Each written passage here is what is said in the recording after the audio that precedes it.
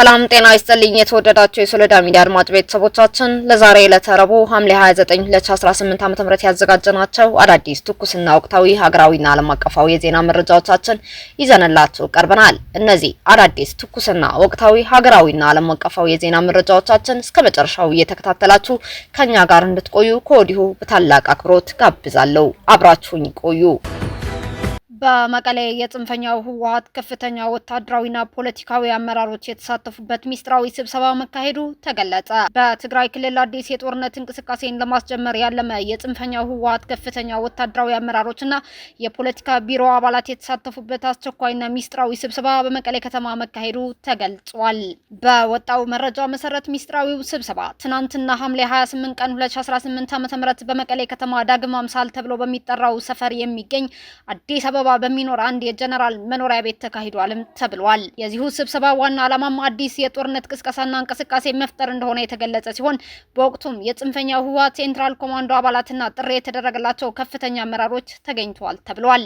በሚስጥራዊው ስብሰባ ላይ የተሳተፉ የዚሁ የጽንፈኛው አመራሮችም ከወታደራዊ አመራሮች ጀነራል ፍስሐ ኪዳኑ ፍስሐ ማንጁስ፣ ጀነራል ኃይለ ሥላሴ ወዲም ቤተይ፣ ጀነራል ዮሐንስ መዲድ፣ ጀነራል ማሾ በየነ፣ ጀነራል ምግባ ኃይለ እንዲሁም የዘመቻ ኃላፊው ጀነራል ተክላይ ሲሆኑ ከክፍል አመራሮች ደግሞ ኮሎኔል ጉሽ የመገናኛ ኃላፊ፣ ኮሎኔል ሀጎስ የአየር ኃይል ኃላፊ፣ ኮሎኔል ወዲ ወሌ የመረጃ ኃላፊ እና ኮሎኔል ወዲ ባቤ የሎጂስቲክ ኃላፊ እንዲሁም ከፖለቲካ አመራሮችም ዶክተር ደብረጽዮን ገብረ ሚካኤል፣ ፈትለወርቅ ገብረ እግዚአብሔር፣ አማኑኤል አሰፋ፣ ዶክተር አብርሃም ተከስተና አቶ ጌታቸው አሰፋ መሆናቸው ተነግረዋል። በተገኘው መረጃ መሰረት የፌዴራል መንግስት ስለዚሁ የጽንፈኛው ህወሓት ወታደራዊ እንቅስቃሴ በቂና ሙሉ መረጃ ያለው ቢሆንም ህዝቡ እንዳይጎዳ በሚል በትዕግስትና በሰከነ መንገድ ሁኔታዎችን እየተከታተለ ይገኛል ተብሏል።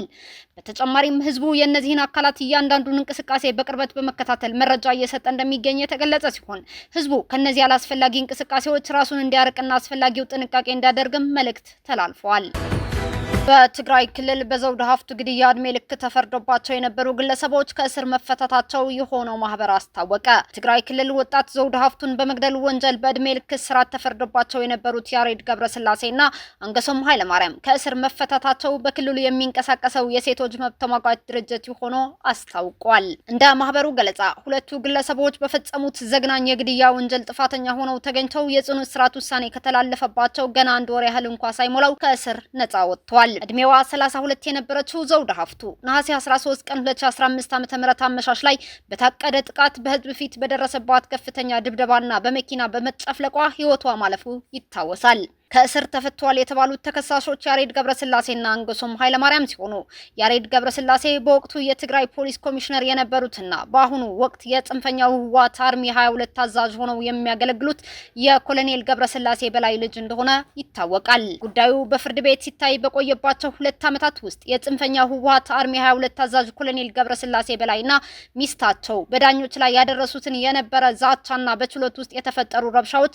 ሂደቱን ሲያስተጓጉሉት መቆየታቸው ይታወቃል። ፍርድ ቤቱ ጥፋተኝነታቸውን በማረጋገጥ ያለምንም ይቅርታ ማለትም ይግባኝ የእድሜ ልክ እስራት ውሳኔ አሳልፎም ነበር። የሴቶች መብት ተሟጋች ድርጅቶችና ቤተሰቦች እንደሚያስረዱት በምርመራውና በፍትህ ሂደቱ ወቅት የጽንፈኛው ህወሓት ባለስልጣናት ተጽዕኖና ጣልቃ ገብነት እንደነበር ጠቁመዋል። የግለሰቦቹ ከእስር መፈታት በክልሉ የፍትህ ስርዓትና የህግ የበላይነት ሙሉ በሙሉ በጽንፈኛው ህወሓት ባለስልጣናት የወደቀ ሲሆን የሆነው ማህበር ውሳኔው የሴቶችን ደህንነት አደጋ ላይ የሚጥል መሆኑን አስታውቋል። በአሁኑ ወቅት በማህበራዊ ሚዲያ ጀስቲስ ፎር ዘውዱ በሚሉ ሃሽታጎች ለወጣት ዘውድ ሀፍቱ ፍትህ እንዲረጋገጥ በፍትህ ስርዓቱ ላይ ጣልቃ በሚገቡ ባለስልጣናት ላይ ህጋዊ እርምጃ እንዲወሰድና የህግ የበላይነት እንዲከበር ጥሪዎች በመቅረብ ላይ ይገኛሉ። የቀይ ባህር ጉዳይ ያገባናል። ዛሬ ላይ ቀይ ባህር የአፍሪካን የእስያንና የአውሮፓን ንግድ የሚያስተሳስር ከዓለም ንግድ ከ10% በላይ የሚተላለፍበት የዓለም የደም ስር በመሆኑ ከፍተኛ የሀያላን ፉክክር የሚካሄድበት መድረክ ሆኗል። በሜዲትራኒያን በቀይ ባህርና በህንድ ውቅያኖስ አካባቢ የሚገኙት ስትራቴጂካዊ የንግድ መስመሮችን የዓለም ሀያላን አይን ስበዋል። በዚህ ምክንያት የቀይ ባህር ቀጠና የዓለም አቀፍ ጦር ሰፈሮች ማዕከል ሆናለች። አሜሪካ በሉሚናር ካምፕ በርካታ ወታደሮቿን ስታሰፍር፣ ቻይና በብዙ ሚሊዮን ዶላር ዓመታዊ ኪራይ የከፈለች ግዙፍ የጦር ሰፈር ገንብታለች። ጃፓንና ፈረንሳይም እንዲሁ የየራሳቸውን ካምፕ አቋቁመዋል። ይሁን እንጂ ይህ ቀጠና የንግድ መስመር ብቻ ሳይሆን ሽብርተኞችና ሌሎች እርስ በርስ የሚጋጩ ኃይሎች የሚርመሰንበሱበት የጦር ቀጠና ጭምርም ሆነዋል። የኢትዮጵያ ሙሉ የኢኮኖሚ እስትንፋስና የንግድ ሸቀጥ ዝውውር በዚሁ ውስብስብና ውጥረት በነገሰበት የውሃ መስመር ላይ የተመሰረተ ነው። የ130 ሚሊዮን ሕዝብ ደህንነትና ብሔራዊ ጥቅም በተንጠለጠለበት ቀጠና ኢትዮጵያ ኃይሎች ሲሻኮቱ ከዳር ሆና በዝምታ ልትመለከት ፈጽሞ አትችልም። የሀገርን ህልውና ለሌሎች በጎ ፈቃድና ለቀጠናው ፖለቲካዊ አየር ንብረት መዋዠቅ አሳልፎ መስጠት የማይታሰብ ነው። የኢትዮጵያ ታሪካዊ ጠላቶች አሁንም ቀጠናውን የመክበብ አባዜያቸውን አላቆሙም። አንዳንዶቹ ካምፕ ሲገነቡ፣ ሌሎች ደግሞ በጥምረት ወታደራዊ ልምምድ ሲያደርጉም አስተውለናል። እነዚህ ኃይሎች ኢትዮጵያን በማግለል የቀይ ባህር ፎረም የሚሉ ድርድሮችን ለማካሄድና የራሳቸውን አጀንዳ ብቻ ለማስፈጸም ቀን ተሌት እየሰሩ ይገኛሉ። ነገር ግን ይህ ጥረት ገና ከጅምሩ የከሸፈና የማይሞከር ህልም ነው። ያለ ኢትዮጵያ ቀጠናዊ ተሳትፎ የቀይ ባህር ደህንነት ፈጽሞ ሊጠበቅ አይችልምና በተቃራኒው ደግሞ ኢትዮጵያ የባህር በር ካላገኘችና የኢኮኖሚ ሉዓላዊነቷ ካልተረጋገጠ በቀጠናው ዘላቂ ሰላምና መረጋጋት ሊኖርም አይችልም። የቀይ ባህር ጂኦፖለቲካዊ ስሌት ያለ ኢትዮጵያ ማዕከላዊ ሚና ውሃ የሚቋጥርም አይደለም። ጠቅላይ ሚኒስትር አብይ አህመድ ይህንን ጉዳይ በይፋ ማንሳታቸው ኢትዮጵያ ከዚሁ ቀጠናዊ አውድማ እንድትገፋ የተሸረበውን ስውር ሴራ በማክሸፍ ብሔራዊ ጥቅሟን በድፍረት ያስከበረችበት ታሪካዊ እርምጃ ሆኗል። ኢትዮጵያ ያላትን አቅምና ቁርጠኝነት ዓለም በተጨባጭ ያሳየው በታላቁ የህዳሴ ግድብ ግንባታ ነው። ታሪካዊ ጠላቶች የሸረቡትን ውስብስብ የዲፕሎማሲ የኢኮኖሚና የውክልና ጦርነት ሴራዎችን ሁሉ በጽናት ተቋቁማ ግድቡን በተሳካ ሁኔታ አጠናቃለች። ይህ ታላቅ ድል የሚረጋገጠው አንድ ሀቅ አለ። ኢትዮጵያ ከተፈጥሮ የውሃ ሀብቶቿ አንዱ የሆነውን የአባይ ወንዝን ሉዓላዊነት በድል አድራጊነት ተቆናጥጣለች። የመጀመሪያው ግዙፍ የውሃ ትግል አሸንፋለች። አሁን ደግሞ የህዳሴው ግድብ መጠናቀቅ የፈጠረውን ሀገራዊ የሞራል ልዕልና፣ የኢኮኖሚ አቅምና የዲፕሎማሲ ጡንቻ በመጠቀም ሁለተኛውን ትልቅ የውሃ አጀንዳ የቀይ ባህር መብት በድል ለማጠናቀቅ ወደማይቀለበስ ምዕራፍ ተሸጋግራለች። የህዳሴው ግድብ እውን መሆኑ ያረጋገጠው ነገር ቢኖር ኢትዮጵያ ያቀደችውን ከማሳካት የሚያግታት ምንም አይነት ምድራዊ ኃይል አለመኖሩን ነው። ይህ ሁለተኛው የውሃ ሉዓላዊነት ትግልም ጊዜውን ጠብቆ ወደ ተግባር የሚቀየር የቅርብ ጊዜ እውነት ነው። በአጠቃላይ ኢትዮጵያ በአፍሪካ ቀንድና በቀይ ባህር ጂኦፖለቲካ ውስጥ ከዳር ቆማ የምትመለከት ተራ ሀገር አይደለችም። 130 ሚሊዮን ህዝብ ያላት ግዙፍ ኢኮኖሚ እየገነባች ያለችና ኃይል ሰራዊት ያላት ሀገር፣ የቀጠናው ዋልታ ማለትም አንከር ስቴት ናት። ጠቅላይ ሚኒስትር አብይ ያገባናል ሲሉ ይህች ሀገር አቅሟን አውቃ በሰላማዊና በትህትና መንገድ ነገር ግን በማይናወጥ ቁርጠኝነት የተፈጥሮ መብቷን እንደምታስከብር ዓለም እንዲገነዘብ ማድረጋቸው ነው።